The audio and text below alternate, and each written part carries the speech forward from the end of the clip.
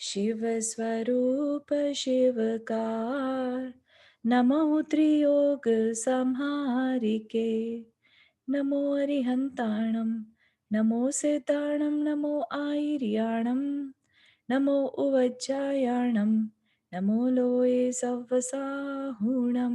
पंच परमेष्ठी भगवान की जय। अगले 45 मिनट के लिए सभी प्रकार के पापों का त्याग करके सभी 9 बार नमोकार मंत्र पढ़ लें।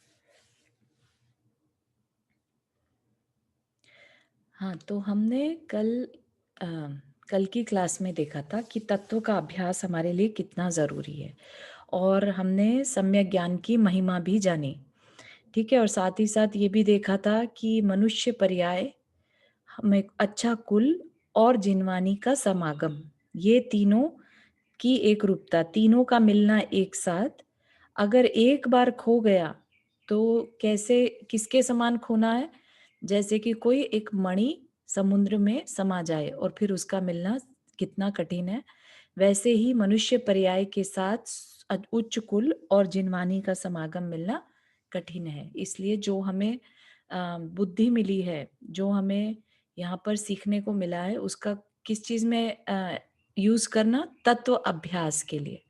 तत्व यहाँ पर किसका मतलब है, तत्व से आत्म तत्व, और अभ्यास का क्या मतलब है कि हमें अपना समय जो है उस आत्म तत्व को देखने में या उसको जानने में लगाना है, बजाय कर्म को, निमित्तों को देखते रहने के, अपने उपादान, अपनी तरफ दृष्टि लेके जाना है, ठीक है।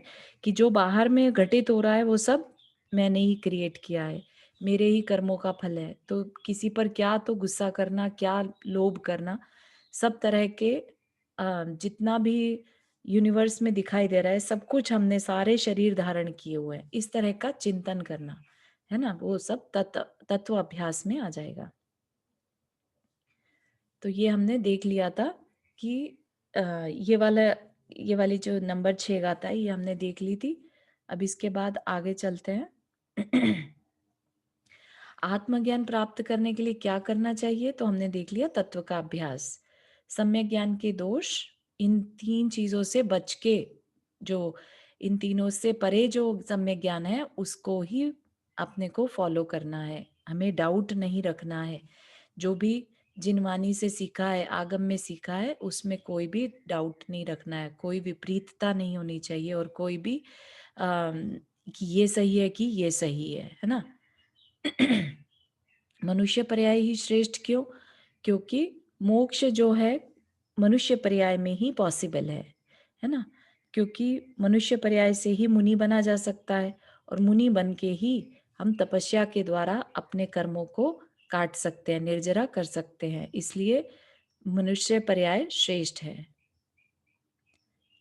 अब इसके बाद फिर बता रहे हैं, अभी तक तो मनुष्य पर्याय के बारे में बताया, अब क्या बता रहे हैं यहाँ पर कि धन समाज गज बाज राज तो काज न आवे, ज्ञान आपको रूप भय फिर अचल रहावे। तो यहाँ पर क्या कह रहे हैं कि धन जो भी, अब पहले बता दिया कि क्या काम आएगा, ज्ञान काम आएगा, ठीक है। अब क्या कह रहे हैं कि क्या नहीं काम आएगा, धन काम नहीं आएगा, समाज जो अपनी सोसाइटी है वो भी कोई काम नहीं आएगी, गज गज मतलब हाथी घोड़े है ना, वो बाज हो गया घोड़े, गज हाथी, हाथी घोड़े, राज राजा पन्ना, राजा अगर बन भी जाए, राज मिल भी जाए, तो काज काम न आवे, तो अपने काम में नहीं आने वाला। किस काम की बात कर रहे हैं, किस काम में नहीं आने वाला, अपने आत्मा के कल्याण में काम नहीं आने वाला, है ना। ये सब चीजें तो क्या है, सिर्फ भटकाने वाली हैं। तो क्या काम आएगा, ज्ञान आपको रूप बहे, ज्ञान आपको मतलब ज्ञान के द्वारा, सम्यक ज्ञान के द्वारा जो आपका स्वरूप है, अपने आप का या आत्मा का रूप है, वह हमें प्राप्त होने से फिर अचल रहावे और हमेशा के लिए वो रहा आता है। तो यहाँ पर अपना रूप प्राप्त होना का क्या मतलब है? ऐसा नहीं कह रहे कि आज हमें आत्मा का स्वरूप समझ में तो आ गया, लेकिन हमें ये नहीं कह सकते कि हमने उसे प्राप्त कर लिया। यहाँ पर क्या बात कर रहे हैं? ज्ञान से, सम्यक ज्ञान से आत्मा को प्राप्त करना, अपने आप को प्राप्त करना। एक बार प्राप्त कर लिया तो फिर अचल रहावे, अचल मतलब हमेशा के लिए वो रहा आता है, हमेशा के लिए हमारे साथ रहता है। तो यहाँ पर सिद्ध अवस्था की बात कर रहे हैं, है ना? तो सम्यक ज्ञान के कारण ही सिद्ध अवस्था प्राप्त की जा सकती है।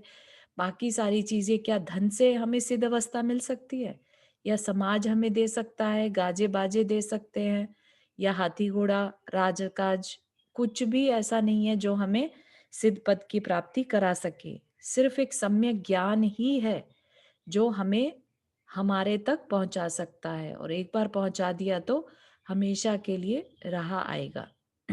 हमेशा के लिए बना रहता है। ठीक है, तो यहाँ पर ज्ञान की महिमा, तास ज्ञान को कारण स्वपर विवेक बखानो। तास मतलब उस ज्ञान को कारण, उस ज्ञान का कारण क्या है? उस ज्ञान के कारण स्वपर विवेक, अंदर में जो स्वपर विवेक आ जाता है ना, उसको बताया गया। स्वपर विवेक बखानो, जानो। स्वपर विवेक क्या है? कल हम इसी बारे में बात कर रहे थे कि अभ्यास क्या करना है ना। स्वपर विवेक, स्व क्या है और पर क्या है, इसका विवेक, भेद विज्ञान जिसे कहते हैं ना, कि भेद विज्ञान किस तरीके से होता है? ज्ञान के द्वारा, सम्यक ज्ञान के द्वारा भेद विज्ञान कर सकते हैं। तो जो ज्ञान पहले भी था, लेकिन तब हम स्वपर विवेक नहीं रख पाते थे, है ना। सम्यक दर्शन के साथ जो हमारा ज्ञान सम्यक ज्ञान बन गया, तो अब हमें क्या पता चला कि हम कौन है और पर क्या है। ठीक है, जैसे कि कर्म है, कर्म को हम स्व कहेंगे कि पर कहेंगे? कोई पता है? पर पर पर, पर है ना। हाँ, विचार जो है हमारे, है ना, वो स्व है कि पर है? हमारे अंदर जो विचार उठते हैं, हाँ वो तो पर हो गए। पर है, है ना, पर संकल्प विकल्प जो है वो स्व है कि पर है? सब पर पर हुए। पर है वो, खुद के और दूसरों के, दोनों के। हाँ, तो ये सारी चीजें हमें कहाँ से पता चली कि ये पर है ना। हमें जिनवानी का स्वाध्याय करने से पता चला कि जितने भी संकल्प विकल्प है, कर्म है ना, सब पर है। और बाकी जो परिवार जन शरीर, ये सब तो पर दिखाई ही दे रहा है। जो इतने सूक्ष्म है वो भी हम ये कह रहे हैं कि पर है। ठीक है, और स्व क्या है फिर? अगर ये सब पर है तो स्व में क्या बचा? आत्मा। आएगा आत्म तत्व, है ना। तो आत्म सिर्फ तत्व। एक आत्म तत्व है जिसे हम अपना कह सकते हैं, स्व, हम खुद वो है, और बाकी सब कुछ पर है। तो ये विवेक आया हमारे को उस ज्ञान के कारण।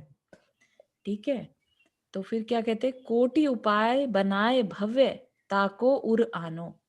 कोटि उपाय, एक दो उपाय भी नहीं, कोटि करोड़ों उपाय भी बने, करके, कितना भी प्रयत्न करके, हे भव्य, ताको उर आनो, उसको अपने हृदय में धारण करो। मतलब कि जैसे एक करुण पुकार होती है ना, आचार्य करुण पुकार करके कह रहे हैं, हे भव्य, कितने भी उपाय करने पड़े, कितना भी पुरुषार्थ करना पड़े, कितना भी आपका मन भटक रहा हो, कैसे भी आइडेंटिफिकेशन लगाओ, अपने ट्रिगर पॉइंट्स लगाओ, लेकिन अपने को स्वपर विवेक में रखो कि इस समय जो हो रहा है मेरे साथ, इसमें जो कारण बन रहा है, निमित्त बन रहे हैं, वो सब क्या है? पर है ना। जो मुझे राग द्वेष के भाव आ रहे हैं वो भी पर है।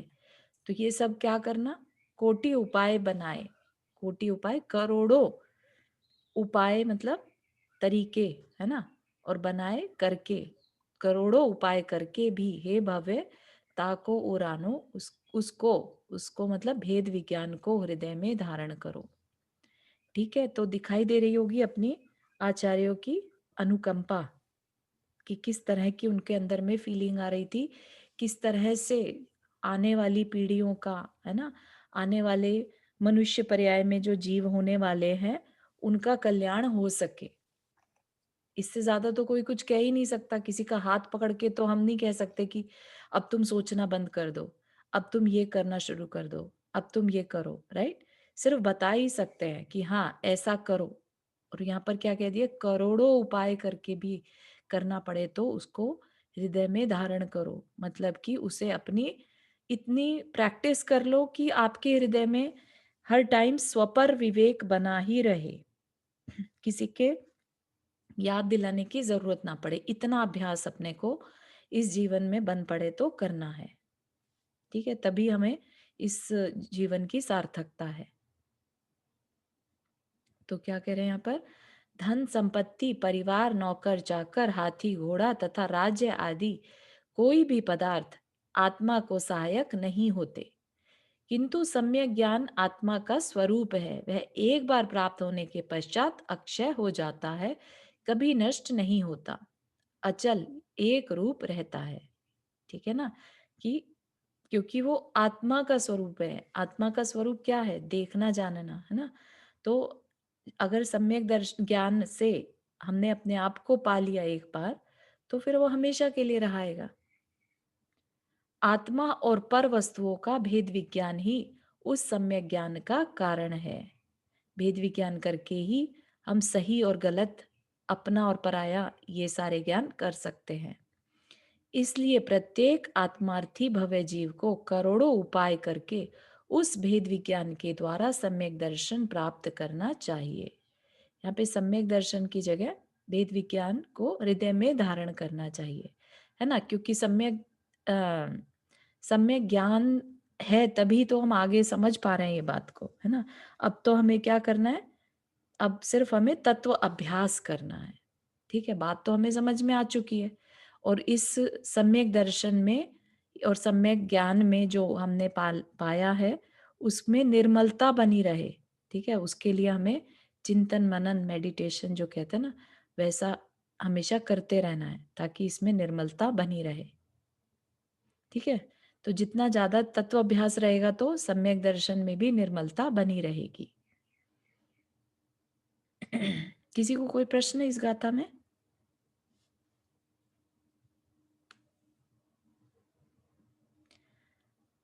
यहाँ पर क्या कह रहे, जीव के सुख दुख में कौन काम नहीं आता, कोई भी काम नहीं आता, है ना।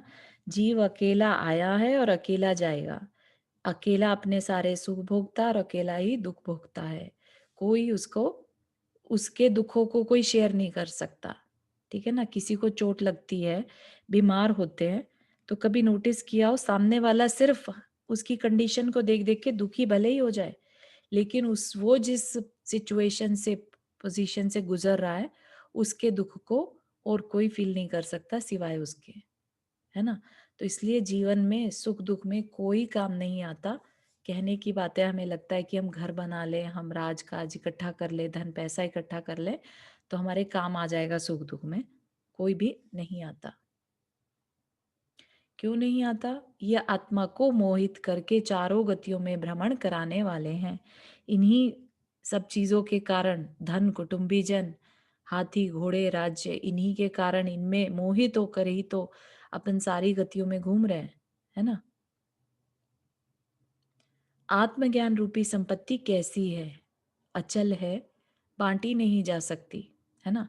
वो हमारी है तो हमारी ही रहेगी, लूटी नहीं जा सकती, कोई उसे लेके नहीं जा सकता, चुराई नहीं जा सकती, वो सिर्फ अपनी ही रहती है। ऐसे आत्मज्ञान की प्राप्ति का कारण क्या है? आत्मा और पर पदार्थों का भेद विज्ञान ही ऐसे आत्मज्ञान की प्राप्ति का कारण है। तो जितना भेद विज्ञान को यूज करेंगे, हर समय स्व और पर को देखते रहेंगे अगर, तो ये समझिए कि आत्मज्ञान क्या है, और स्ट्रॉन्ग होता जाएगा। फिर कह रहे हैं, हे जीव, करोड़ों उपाय करके भी ऐसे आत्मज्ञान को प्राप्त करो। ठीक है ना, करोड़ों उपाय की बात कर रहे हैं यहाँ पर। तो अगर हम थोड़े बहुत भी प्रयास करते हैं तो हमें निराश नहीं होना चाहिए कि अरे इतनी तो प्रैक्टिस कर ली, कुछ हो तो रहा नहीं है ना। करोड़ों का मतलब क्या है कि निरंतर कोशिश करते रहना। सम्यक ज्ञान की महिमा और विषय इच्छा रोकने का उपाय। कोई कह दे कि हमें तो बहुत विषय इच्छाएं रहती हैं, उनका क्या करें, ठीक है ना, तो उसके बारे में भी बता रहे हैं। जे पूरब शिव गए जाहि अरु आगे जय है, सो सब महिमा ज्ञान तनि मुनिनाथ कहे है। कि पूरब मतलब पहले, पहले जो भी मोक्ष गए, जो भी जीव मोक्ष गए, जो जाहि जा रहे हैं और आगे जय है, आगे जाएंगे भविष्य में, है ना, आगे मतलब फ्यूचर में जाएंगे। वो किस कारण से जाएंगे? सो सब महिमा ज्ञान तनी, ज्ञान तनी मतलब कि ज्ञान के कारण ही जाएंगे, ऐसा मुनिनाथ कहे हैं। मुनिनाथ कौन हो गए? यहाँ पर गणधर भी ले सकते हैं और जिनेन्द्र देव भी, क्योंकि गणधर अपने आप से तो कुछ कहते नहीं है, जो कहेंगे जिनेन्द्र देव की दिव्य ध्वनि में जो खिरता है उसी के अनुसार कहते हैं। तो मुनियों के नाथ, है ना, मुनिनाथ कहे हैं।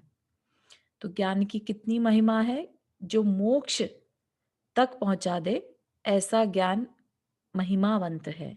ऐसा किसने बताया? जिनेन्द्र भगवान ने बताया। तो ज्ञान की बहुत बड़ी महिमा है, ये बता रहे हैं। फिर कह दिया विषय चाह दव दाह। विषय चाह, विषय समझ में आ रहा है? विषय क्या है? 5 इंद्रियों के विषय, ठीक है। 5 इंद्रियों के विषय क्या है? दव दाह, दावानल जो होती है ना, जंगल की आग, भयंकर दावानल। जगत जन अरनी दझावे, दझावे मतलब जला रहा है, अरनी मतलब अरण्य जो होता है ना, वन को। जगत जन संसार के जीवों को जंगल के समान जला रहा है। क्या जला रहा है? विषय चाह, इंद्रिय विषयों की चाह। अपना अगर आप अपने अंदर ही झांक कर देखेंगे तो 24/7 जिस टाइम हम सो रहे हैं उस टाइम को छोड़कर बाकी पूरा समय हम अपने इंद्रियों की इच्छाओं के बारे में, उनको पूरा करने के बारे में ही सोचते हैं, ठीक है ना। चाहे वो हमारे कंफर्ट कैसे भी हो, चाहे वो सर्दी गर्मी से रिलेटेड हो या कुछ खाने से रिलेटेड हो, राइट, पहनने ओढ़ने से रिलेटेड हो, तो सारे जो दिन भर के हमारे विकल्प हैं, संकल्प हैं, वो क्या है? इंद्रिय विषयों के बारे में ही है, राइट। और जब इंद्रियों के विषयों के बारे में ही सोच रहे हैं, और इंद्रियां क्या है? शरीर में जो इंद्रियां हैं, राइट, वो इंद्रियां सब कर्माधीन है, कर्म के कारण है। तो हमारा ध्यान किधर है सारा टाइम? कर्म की तरफ। तो वो कर्म की तरफ ध्यान होने से हमारा क्या होगा? हमारे नए नए, हमारा संसार बढ़ता ही जा रहा है, राइट।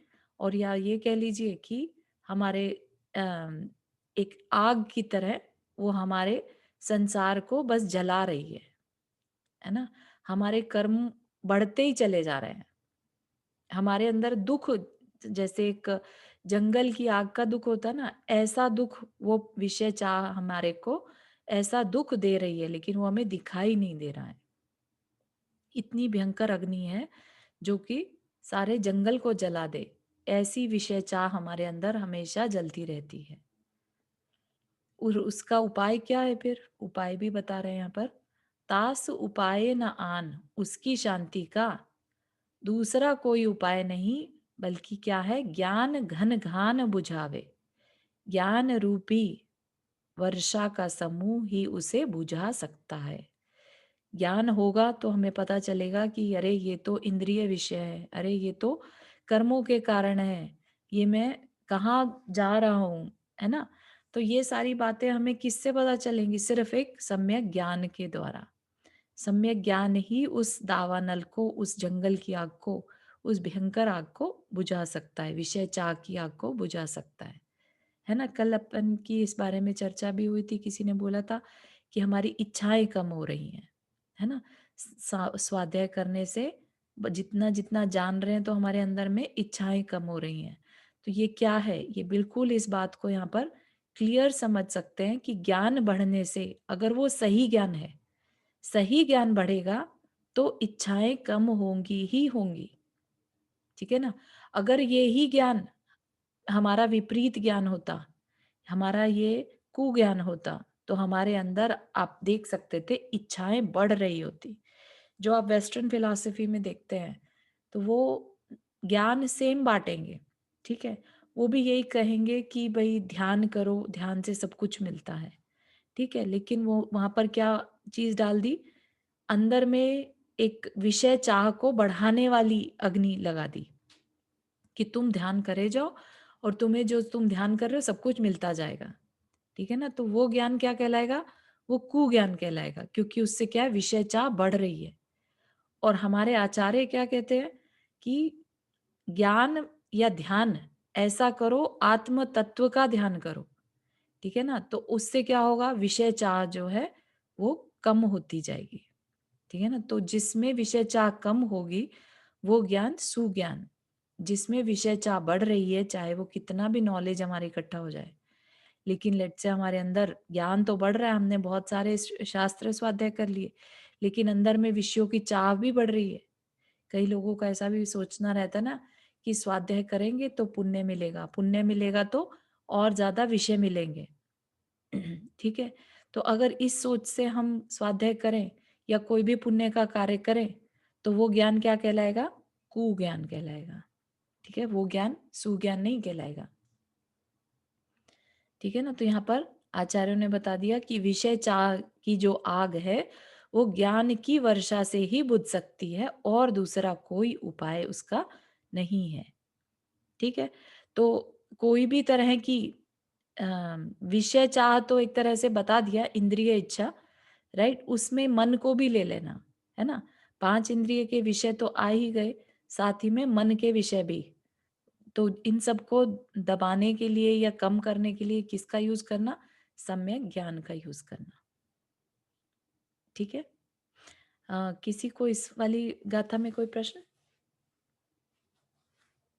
हाँ जी, वर्षा जी। तो हम जो स्वाध्याय करेंगे मोक्ष की प्राप्ति के लिए, तो वो तो मांग नहीं हुई ना। जी, बिल्कुल नहीं हुई, बिल्कुल सही है। तो क्या है ना, धर्म, ऐसा बोलते हैं ना कि धर्म से बिना मांगे सब कुछ मिलता है ना? अपने को टैग नहीं लगाने की हमें ये मिलेगा तो हम धर्म करेंगे, या ये मिल गया और मिल जाए इसकी इच्छा से हम ऐसा स्वाध्याय में टाइम बिता रहे हैं, नहीं, राइट? हम स्वाध्याय ऐसा में सोच। हाँ, हाँ, अपना ध्यान करना है सिर्फ कि हमारे कल्याण हो। हाँ, कि उसके बाद संसार से हमारी मुक्ति प्रॉब्लम मिले। अपने आप दूर होती चली जाएंगी, वो एक साइड इफेक्ट उसका हमारी लाइफ में दिखता है। जी, हम ये सोचते हैं कि हमारी संसार से मुक्ति हो, भ्रमण हाँ, बंद हो जाए। हाँ, क्योंकि अभी हमने देखा था ना कि ये मनुष्य भव सुकुल है और जिनवानी का साथ, ये कितना दुर्लभ है। और वो दुर्लभ चीज मिली और हमने क्या कर लिया, उसको विषय की स- इच्छाओं में खत्म कर लगा दिया, दिए, है ना? सदुपयोग में लगाना है। हाँ, तो हमारे से बेवकूफ तो कोई होगा ही नहीं। एक तो है कि जब जिसको बिल्कुल मिला ही नहीं, राइट? जैनेतर लोग हो गए जैसे, जिनको कि जी, नहीं मालूम इस बारे में, और हमें तो मालूम होने के बाद तो हम तो ज्यादा बड़े बेवकूफ कहलाएंगे ना। चांस मिला है, हमें तो लेना ही हाँ, चाहिए। बिल्कुल, है ना? तो ये अपने को और भी ज्यादा जरूरी है कि हम और ज्यादा अपने प्रयास को बढ़ाएं। जी, हम्म, तो यहाँ पर क्या सीख देखा हमने कि भूत, वर्तमान और भविष्य, भूत मतलब पहला, है ना? 3 कालों में जो जीव मोक्ष को प्राप्त हुए हैं, होंगे और हो रहे हैं, वह इस सम्यक ज्ञान का ही प्रभाव है, ऐसा पूर्वाचार्यों ने कहा है। जिस प्रकार दावानल वहां की समस्त वस्तुओं को भस्म कर देती है, उसी प्रकार 5 इंद्रिय संबंधी विषयों की इच्छा संसारी जीवों को जलाती है और दुख देती है। ठीक है, जो दुख है लाइफ में वो किस वजह से? विषयों की इच्छा करने के कारण। हम विषयों की इच्छा अगर कम कर दें तो वैसे ही अपनी लाइफ में हम शांति का अनुभव करना शुरू कर देते हैं। और जिस प्रकार वर्षा की झड़ी उस जावनल को बुझा देती है, उसी प्रकार यह सम्यक ज्ञान उन विषयों को शांत कर देता है, अर्थात नष्ट कर देता है।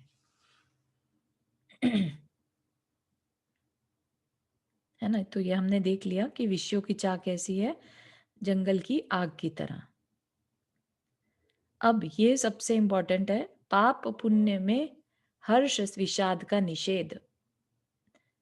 क्या करना चाहिए? तो फिर अब आगे भी बता दिया, सब कुछ बता रहे हैं आचार्य, कहीं पर भी हमें अकेला नहीं छोड़ेंगे कि हम प्रश्न लेके खड़े हैं और हम समझ में नहीं आ रहा हम क्या करें। तो अब क्या बता रहे हैं? पुण्य पाप फल माही, हरख बिलखो मत भाई, यह पुद्गल पर जाए, उपजी विन से फिर थाई। ठीक है, तो ये लाइन को हमें हमेशा याद रखना है कि पुण्य पाप फल माही, जो भी हमारी लाइफ में हो रहा है, बाहर में दिखाई दे रहा है, वो क्या है? या तो पुण्य का फल है या पाप का फल है। ठीक है, तो वो क्या कह रहे हैं? पुण्य के फल में हरख, हरख मतलब हर्ष मत करो, और पाप के फल में बिलखो मत, बिलखो मतलब रो मत, द्वेष या और घबराओ मत, है ना। भाई मतलब संबोधन के लिए है। यह पुद्गल पर जाए, क्या है ये सब? पाप पुण्य का खेल क्या है? कर्म ही तो है, साता साता वेदनी है, राइट। तो क्या है, क्या कह रहे हैं कि यह पुद्गल पर जाए, उपजी बिन से फिर थाई। क्या होगा? नष्ट हो रही है, बन रही है, नष्ट हो रही है, बन रही है, इस तरह से उपजी विन से, उपज रही है, उत्पन्न होकर नष्ट हो रही है ना, और फिर बन रही है। तो कहना आसान है ये चीज कि पुण्य के फल में हर्ष मत करो और पाप के फल में दुखी मत हो, लेकिन हम लोग सारा दिन करते तो यही है ना। I am including my self also, ऐसा नहीं है कि मैं कुछ एक्सेप्शन है मेरे साथ। जब हमें हमारे लाइफ में कुछ अच्छा होता है, जब हम अपने अंदर में झांक कर देखें, कुछ एक अलग सी फीलिंग हम महसूस करते हैं, है ना। तो वो क्या है? बेसिकली हमने उस पुण्य के फल को भोग लिया। ठीक है ना, हम हर्षित हो गए, इसका मतलब हमने उस पुण्य के फल को भोग लिया, और भोग लिया तो इसका मतलब ये हो गया कि हमने नए कर्म को बांध लिया। ठीक है, ऐसे ही पाप के फल में जो हम दुखी हो जाते हैं, तो हमने पाप के फल को भोग लिया। ठीक है ना, इसलिए वो क्या कह रहे हैं यहाँ पर? बहुत बड़ी बात कह रहे हैं कि हमें पाप और पुण्य के फल में ना तो हर्ष करना है और ना ही दुखी होना है। तो क्या करें? समता रखनी है, ना हर्षित तो हो। चारू जी, ये पुण्य पाप का जैसे हम अभी आप बता रहे हो, हम्म, तो लेट्स से अगर जैसे हम पुण्य के उससे बहुत हर्ष हुए, राइट, जी। खुश हुए, तो फिर वो हमने पुण्य का कर्म कैसे बांधा, किस वे में मतलब? जब हम किसी चीज पर रिएक्ट कर देते हैं, राइट, हम्म। जैसे कि हम्म। आपको किसी ने कोई गिफ्ट दिया, है ना, और हाँ। आपने उसे हाँ। एक्सेप्ट कर लिया, है ना, तो ये हम्म। कह सकते हैं हम्म। कि आपने उसे भोग लिया, है ना। अच्छा। ठीक है, ओके। ऐसे ही कर्म उदय में आया, उसने अपना फल दिया, आपने उस पर रिएक्ट किया, ठीक है, कि हाँ अच्छा है या बुरा है, तो आपका वो रिएक्शन ही बता रहा है कि आपने उसे एक्सेप्ट कर लिया। ठीक तो है, उसका भी बंद हो जाता है? हाँ, उससे फिर हमने नए कर्म का बंध किया। ठीक है, हमने जैसा रिएक्शन किया वैसा हमने नया कर्म बांध लिया। जैसे कि पाप का फल चल रहा है, राइट, दुख आया लाइफ में और हम रोने लगे। ठीक है ना, तो रोने वाले फल से रोने वाला दुख मान लिया हमने, तो दुख मानने से क्या किया हमने अपने लिए, आगे के लिए उसी से रिलेटेड, दुख मानने से दुख बांधते हैं और सुख मानने से सुख बांधते हैं। अच्छा, तो इसका मतलब ये है कि अगर हमारा अच्छा पुण्य हो और हमें अच्छा मिल रहा हो, तो हम उस समय ये ना बोले कि हाय, अ, हाँ, बहुत अच्छा लग रहा है, बट अगर हम उस टाइम ऐसी भावना रखें कि चलो ये तो अपना पुण्य पाप की तरफ से है, राइट? हाँ, हाँ, अच्छा। जहां तक हो सके बस यही बोलो कि समता। सब, ये तो पुण्य पाप का खेल चल रहा है, ना तो बहुत दोनों में खुश, समता भाव रखेंगे मतलब। हाँ, और ना बहुत दुखी। मतलब समता भाव रखें मतलब दोनों में। हाँ, बिल्कुल सम रहना है। सम अच्छा। मतलब पुण्य में जैसा बिहेव किया वैसे ही पाप में न बिहेव ज्यादा करना है। खुशी हो न, हाँ, न दुखी हो। हाँ, पर पाप और हम पुण्य तो दोनों ही कर्म का फल है, राइट। कर्म कहता है कि तुम पुण्य को और पाप को अलग अलग क्यों मानते हो? दोनों ही पुद्गल की पर्याय हैं, दोनों में डिफरेंस क्यों कर रहे हो? राइट, करना तो यही है ना हमें। प्रैक्टिस किस चीज की करनी है? यहाँ पर यही बात बता दी कि ये पुद्गल की पर्याय है, उपजेगी, नष्ट होगी, फिर उपजेगी। तो इसमें अपने को बिलखना नहीं है और हर्षित नहीं होना है। ठीक है, तो समता रखनी है। मुझे एक प्रश्न था इसमें। जी। कभी-कभी क्या होता है, हम मंदिर जाके पूजा वगैरह सब अच्छे से होती है हमारी, जी। व्रत अच्छे से हो जाते हैं लाइक पर्यूषण में, हम्म। फिर उसके बाद हमें बहुत खुशी मिलती है, तो वो भी पाप का कारण होगा, पुण्य का पाप बंधेगा? नहीं, नहीं, बिल्कुल भी नहीं। अब आगे हम ठीक। आई डोंट नो यहाँ पर चर्चा होगी इस बारे में नहीं। पुण्य 2 प्रकार का है, ठीक है? एक अच्छा। प्रशस्त, एक अप्रशस्त, ठीक है? ये हुँ, टेक्निकल टर्म है, लेकिन आप इसका मीनिंग समझिएगा। एक ठीक है। पुण्य है जो विषयों से रिलेटेड है। आपको पुण्य के फल से अच्छा घर, अच्छी गाड़ी, अच्छे कपड़े, अच्छा परिवार ये सब मिला। आप उसको देख-देख के खुश हो रहे हैं, ठीक है? वो ठीक है। जो है वो अप्रशस्त पुण्य है, ठीक है? अप्रशस्त है, उसमें आप जो भाव कर रहे हैं, वो आपको दुखदाई होने वाले हैं फ्यूचर में, अगर आप उसमें खुश हो रहे हैं कि अरे वाह! कितना बढ़िया। लेकिन आपने भगवान की भक्ति करी, है ना? पूजन आदि किया, ये सब जो अपने आत्मा के कल्याण की चीज़ें हैं, वो सब किया, तो उससे जो बंधेगा नया कर्म, वो नया पुण्य बंधेगा, पुण्य। ठीक है ना? तो क्योंकि इसको कभी-कभी ना इतनी नहीं खुशी छूटता। जाती है अंदर से लाइक हाँ, बहुत बहुत अच्छा अच्छी बात है। हुआ, बहुत अच्छा हुआ, तो हाँ, ये तो होना ही चाहिए एक्चुअली, ये आते नहीं रहती रहेगा है तो हमेशा, तो हम अपना कल्याण नहीं कर पाएँगे। इतनी खुशी, थैंक इतना उत्साह व्रतों के लिए ज़रूरी है। नहीं तो व्रत में अगर हमने उत्साह नहीं दिखाया तो अगली बार मन ही नहीं करेगा करने का। हाँ, फिर एक आप बार मुझे ऐसा हुआ, फिर मैंने दोबारा किया। हाँ, तो सोचिए अगर आप व्रत नहीं करेंगे कोई तो अंतराय आ गई लाइक पूजा नहीं कर पाए तो फिर से कर लिया। हाँ, वो आपने किया, लेकिन आप ये सोचिए कि आपने अगर व्रत आदि में समय नहीं बिताया होता, तो आप क्या कर रहे होते? पाप क्रिया, सच्ची पाप बात है, क्रियाएँ कर विषयों रहे में होते हैं लिप्त। ना? हाँ, तो हाँ, ये क्रियाएँ जो हैं हमें पाप से बचाती हैं, है ना? इसलिए इनको तो जितना हो सके वो करना है, क्योंकि ये हमें पाप से बचा रही हैं, अच्छा, ठीक है ना? हुँ, है। अच्छा। फिर क्या करें? लाख बात की बात यही निश्चय उर लाओ, तोरी सकल जग दंद फंद नित आत्म ध्याओ। लाख बात की बात यही मतलब अब सार कह रहे हैं, सार है ये। निश्चय उर लाओ, निश्चय से उर लाओ मतलब हृदय में लाओ, ग्रहण करो। तोड़ी सकल जग दंद फंद, सारे संसार के दंद फंद मतलब संकल्प विकल्प तोड़कर निज आत्म ध्याओ, अपनी आत्मा का ध्यान करो। एक बार फिर से सार रूप में क्या कह दिया कि जितने भी लाइफ में संकल्प विकल्प हो रहे हैं, कितना भी उसमें आ, प्रयास लगे, सबको छोड़ दो, तोड़ दो उसे। सकल जग दंड फंद नित आत्म ध्याओ। और हमारा एक ही हमें लेसन जो लेना है ना, यही कि सिर्फ आत्मा का ध्यान करो।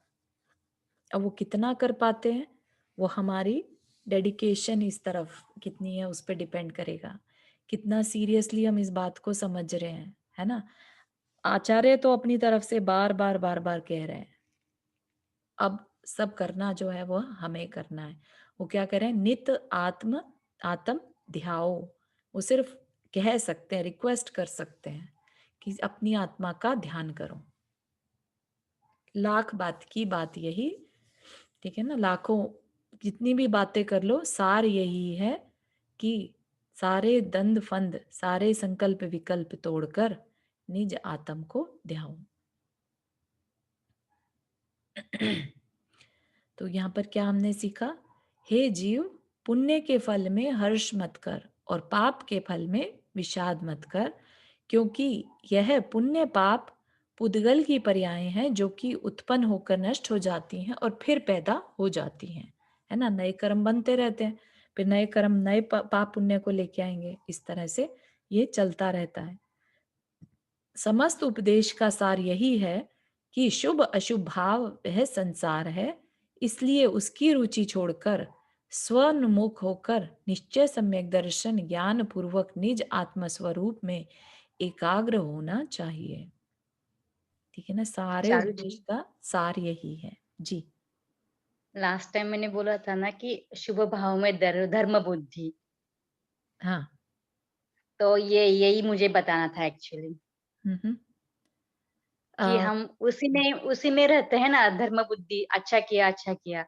हाँ, आगे जाके हमें निश्चय, सम्यक बिल्कुल दर्शन और ज्ञान पूर्वक ये करके हमें आत्म स्वरूप में लीन होना है। बिल्कुल वही खरा सच्चा धर्म है। बिल्कुल बिल्कुल। तो हमारा फोकस रहना चाहिए कि हमें निश्चय सम्यक दर्शन सम्यक ज्ञान में स्थित होना है ना। और उसके लिए हमें क्या करना पड़ेगा? हमें पाप और पुण्य के फल में हर्ष और विषाद को रोकना पड़ेगा, ठीक है ना। अभी हम ये तो है नहीं कि सीधा सीधा वहां पे पहुंच जाएंगे। हमारी प्रैक्टिस तो है कि हम पुण्य में हर्षित और पाप में दुखी हो जाते हैं, राइट। तो पहले किस पे काम करना पड़ेगा? अपने द्वंद फंद सारे छोड़ने पड़ेंगे। और वो हम छोड़ नहीं सकते अभी, क्योंकि हमारा परिवार है, हमने रिस्पॉन्सिबिलिटीज ले रखी हैं, राइट। तो इसलिए हमें क्या करना है? धीरे धीरे ज्ञान के द्वारा, ज्ञान जो हमने सम्यक ज्ञान या जो भी हमने स्वाध्याय किया है उससे भेद विज्ञान करके, थोड़ी देर के लिए भले ही, थोड़ी देर के लिए, और भेद विज्ञान से उन विषयों से अपने इंटरेस्ट को, अपने उसको घटाना है, ठीक है ना।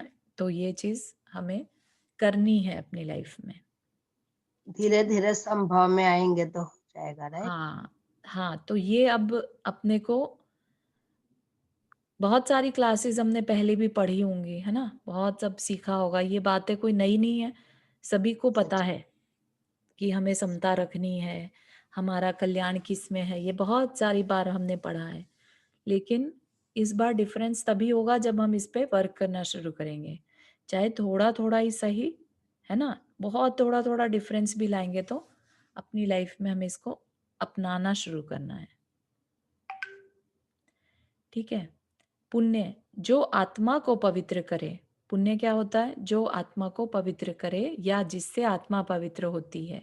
जैसे हमारे शुभ परिणाम, दया दान आदि के शुभ परिणाम पुण्य कहलाते हैं, ठीक है। तो यहाँ पर दूसरे वाले पुण्य की बात नहीं कर रहे हैं, जो पुण्य का फल की बात नहीं कर रहे हैं, है ना, कि जो विषय सामग्री हमें मिली और उसमें हम हर्षित हो गए तो हमने पाप का बंद कर लिया, ठीक है। तो ये उस पुण्य की बात नहीं है, ये उस पुण्य की बात कर रहे हैं जो हम हमारे अंदर दया दान आदि भाव होते हैं, धार्मिक क्रियाएं करने के भाव होते हैं।